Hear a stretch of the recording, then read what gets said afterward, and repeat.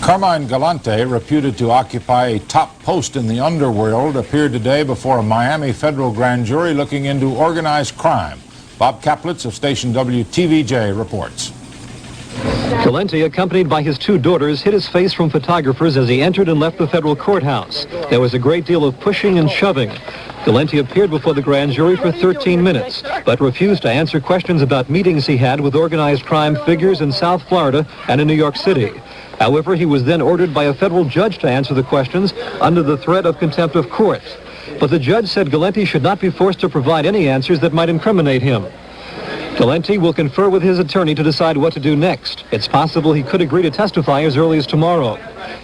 Galante is one of about half a dozen reputed mobsters from across the country who have been subpoenaed to testify in the probe, which has been underway for 3 months. Galante's attorney, Roy Cohen, claims it's all a waste of time. I think it was just to create a little publicity for the strike force, which is trying to get funds to keep in business. The federal investigators say Mr. Galante is the boss of organized crime in this country. Is that correct? Would that be a correct characterization, the godfather of the New York Mafia? I don't think, from my experience, practically everything they've said is totally incorrect and inaccurate. You believe they're not treating your client fairly, then? Pardon me? You believe they're not? I said it's just a total publicity stunt, or all of you wouldn't be here, right? U.S. Justice Department attorneys refuse to comment on the grand jury proceedings. However, they do say the probe is a significant one and that the time is being well spent. It is not known when or if any indictments will be handed up.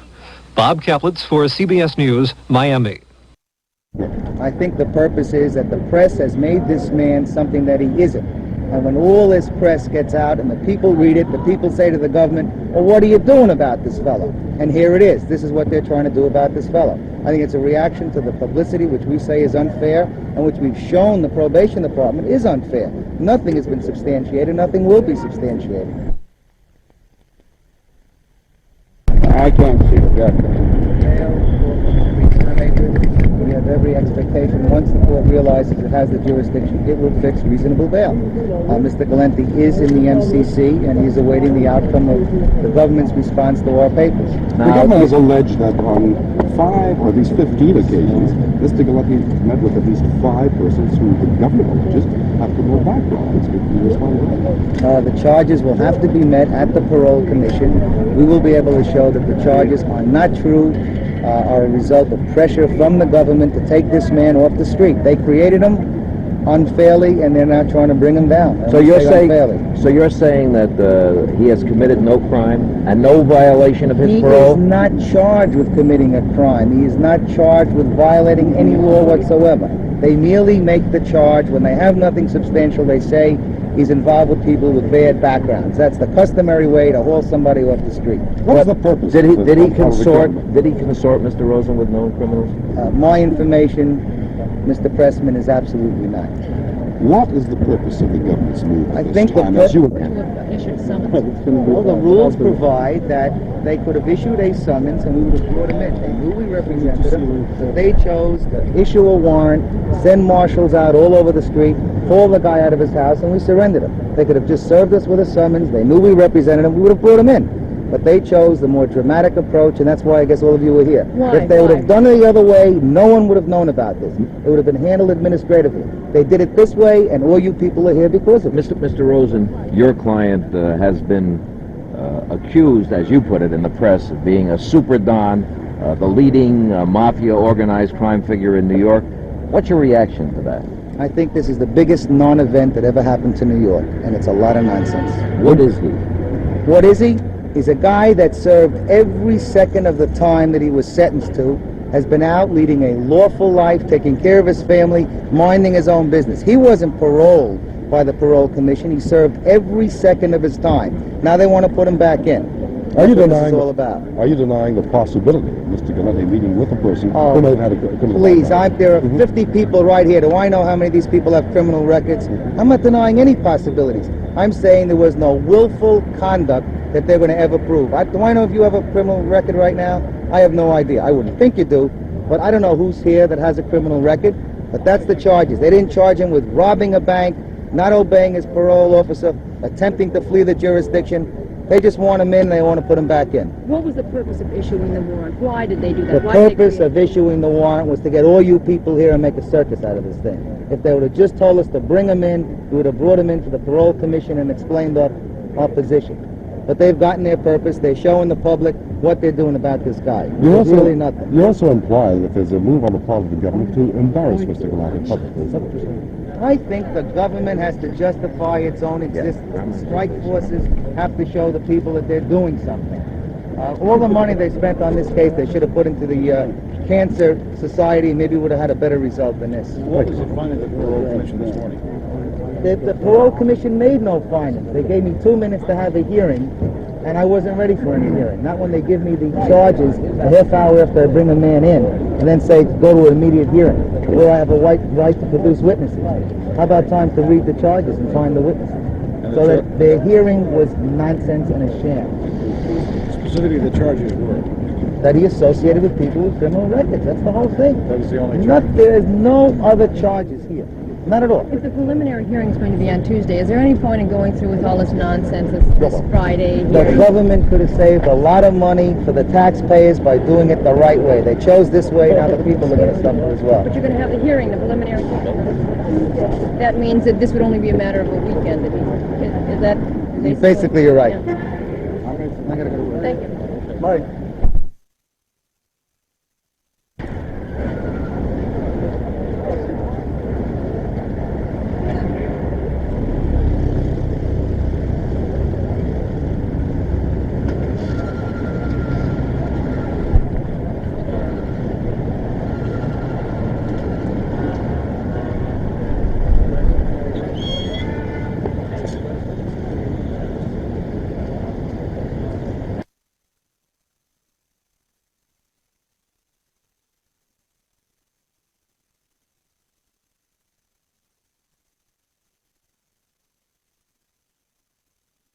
Masked men walked into Joe and Mary's luncheonette in Brooklyn today and gunned down Carmine Galante, a man believed to be the most powerful mafia chieftain in the country. James Walker has more.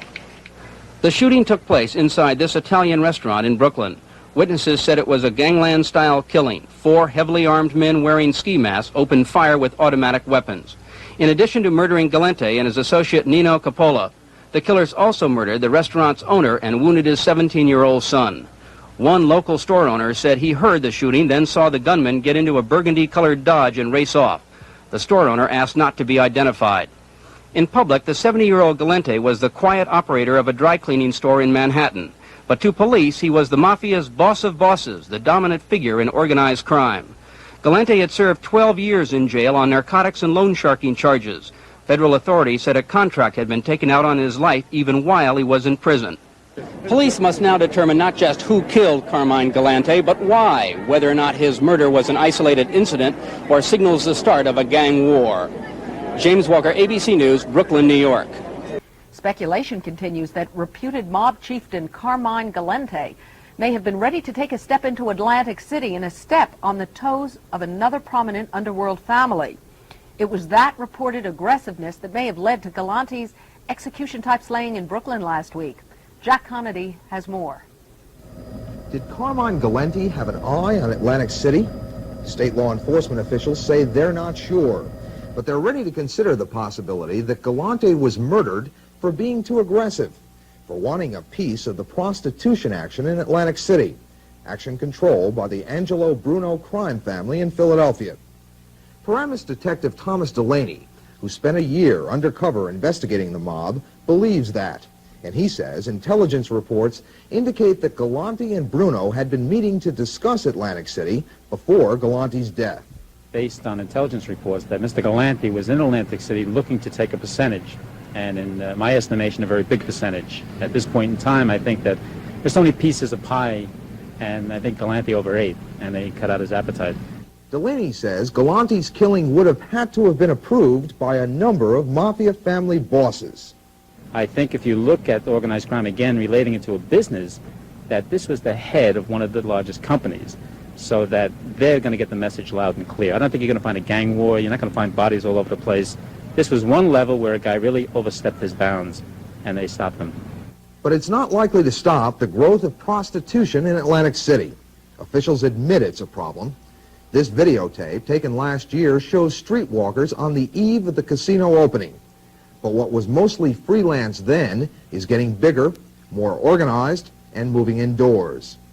New Jersey law enforcement officials can't confirm Delaney's theories, but they admit that he's knowledgeable, and the facts he's given hold up. One highly placed state police investigator who says he's intrigued by Delaney's details of the Atlantic City Galante connection said in his own words, "It sure sounds like he knows what he's talking about." In Newark, I'm Jack Connolly. Police in New York say organized crime chieftain Carmine Galante and 2 other men were shot to death in a Brooklyn restaurant today. Tim Malloy has that story. The hit came at 2:45 in the afternoon behind Joe and Mary's restaurant, a neighborhood establishment on a quiet Bushwick, Brooklyn street. On an open-air porch at the back of the restaurant, the bullet-riddled bodies of 69-year-old underworld chieftain Carmine Galante and an associate, Nino Coppola. They didn't have a chance. Their bodies cut to pieces by shotgun and automatic weapon blasts.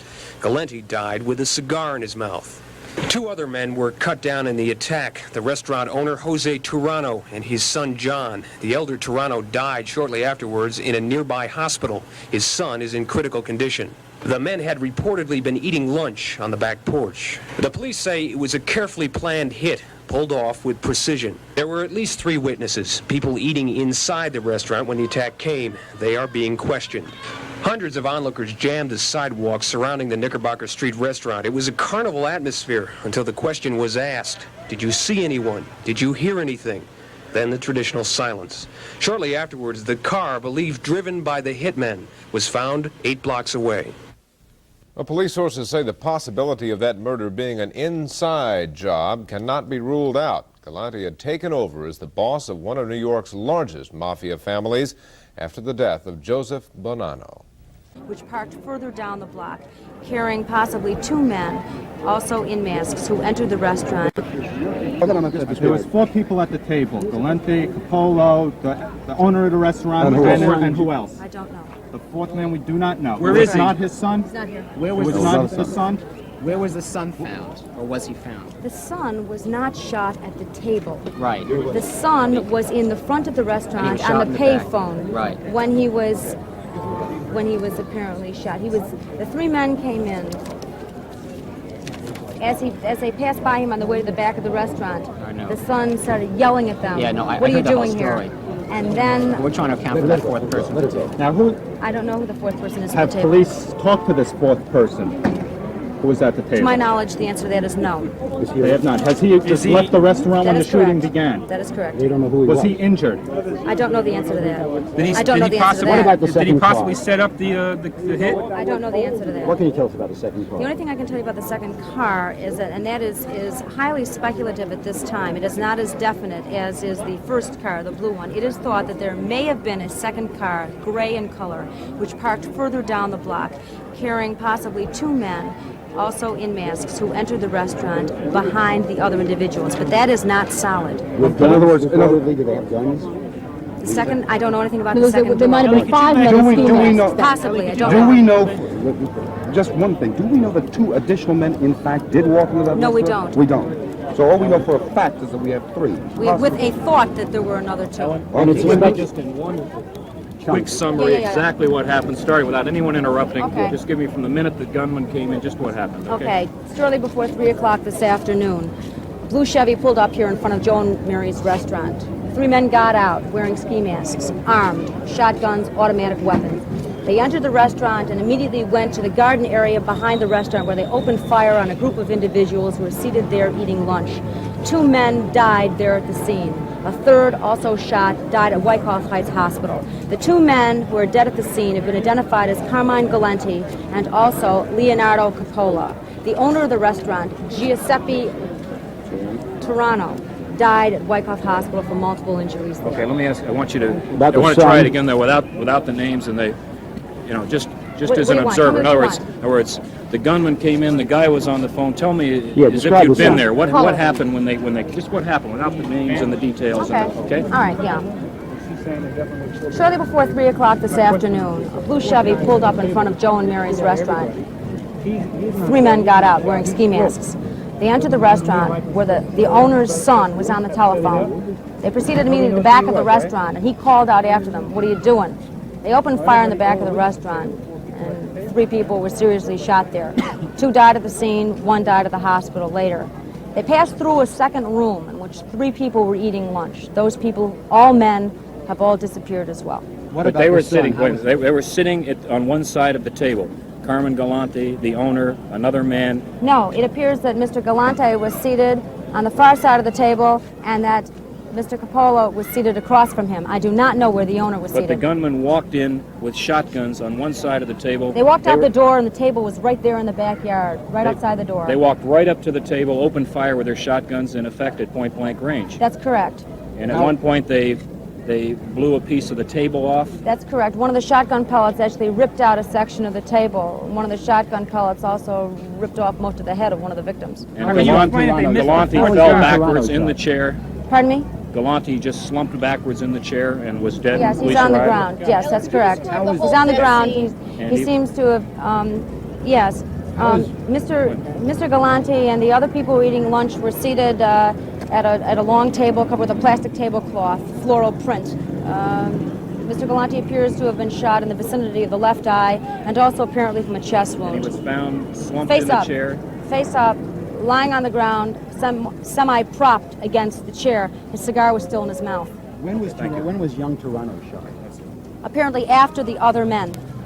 Ellie, as they left, they then shot the boy. Apparently the answer to that is yes. Ellie, there were 4 men seated back there. Has that been confirmed? Yes. Well, and 1 man is missing? Yes. And he was not wounded, or? I don't know the answer to that. He may in fact be. I don't know. But he was able to escape. Apparently the answer to that is yes.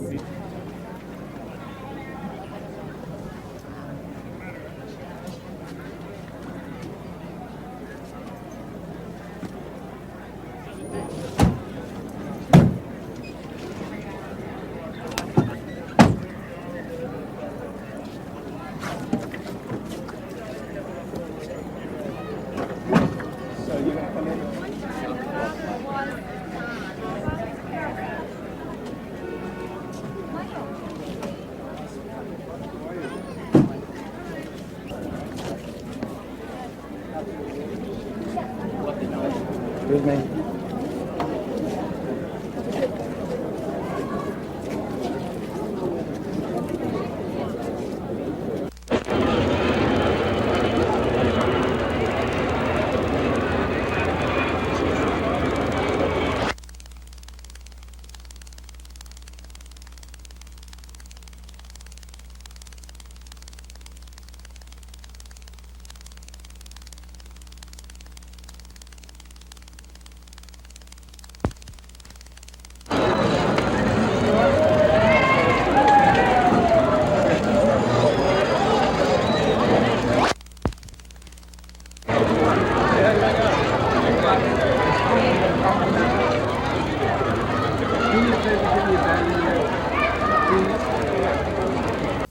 Listen to me.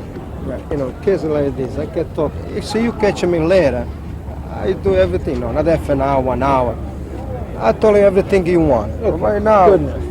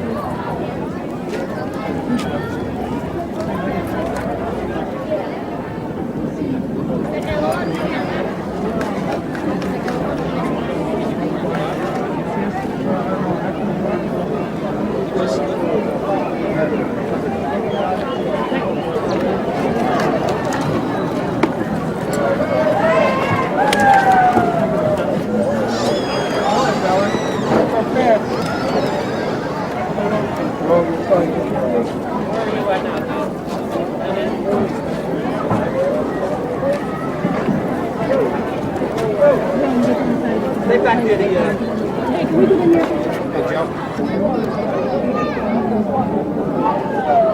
Hey, guys, step back, please. Come on, move to the right, please. Go. We will move when it comes out. Don't worry about it. We'll be out of the way. Okay, let's go. Get out of the way.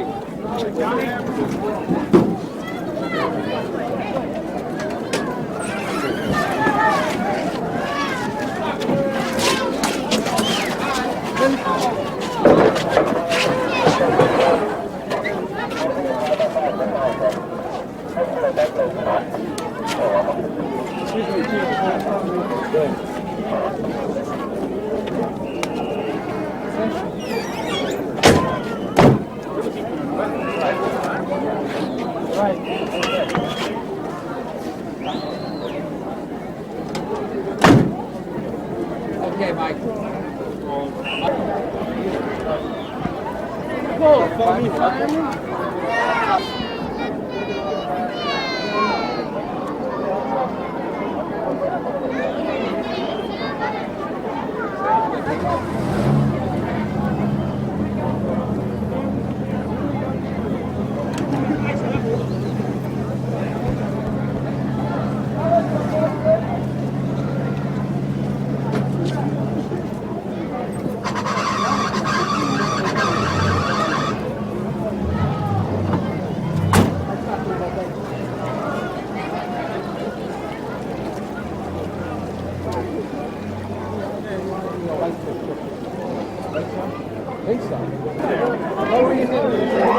I guess so. We need one spokesman. Okay. Dr. Pardon, Chief Medical Examiner. Okay. We have our...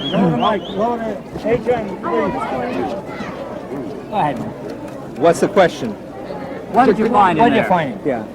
The two gentlemen inside died as a result of multiple gunshot and shotgun wounds, and this will be examined further by autopsy. When you say multiple gunshot wounds, can you describe the wounds on the person that you probably know now as Mr. Galante?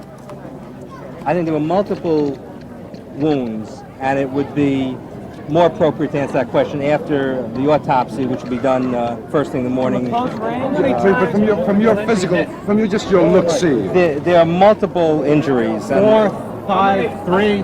Was it a shotgun blast or was it a machine gun or what was it? There are multiple gunshot and shotgun wounds on both individuals. And Dr. Wald will be starting first thing in the morning, working out and answering specifically the questions you're raising. Dr. Benton, as a result of those wounds, would you say the death was instantaneous on both parts? It would appear that the death was very rapid in both parts, yes. How far away were those weapons you think? I think Commissioner Fleischer has advised you that it's a close quarters in there, and we can't do any better than that. At this 6 point, feet? we can't. There were different varying distances involved. So the autopsy examination will provide a better answer than we can tell at this point. From the scene inside, could you tell how many shots were fired? 40 shots, 50 shots? Did a lot of rounds get off? As you know, a shotgun may have many pellets inside, so that each shotgun may produce multiple 9 or 12 injuries per shotgun discharge. So I think it's sufficient at this point to say there were multiple discharges. Were the bodies peppered with bullet holes, or is there just been located in one area? I think that's premature and not a medical term. Doctor, any indication they had time to move and react? There were multiple wounds. Can you use the location of the wound? Not at this point. We'll tell you tomorrow. How about the caliber of the weapons? Any idea? There were more than one weapon. The caliber of the weapons? Caliber. It's premature to answer whether the machine gun was used or not at this time. That's premature. Is it possible? Thank you. You'll have to work that out at autopsy. And Dr. Wald will be having these answers in the morning. Hold on, excuse me, let me get next to him. You okay, Jim? How you doing? Mike, thanks a lot. Thanks a lot, Mike. Say hello to you. Remember Dr. Nataraj?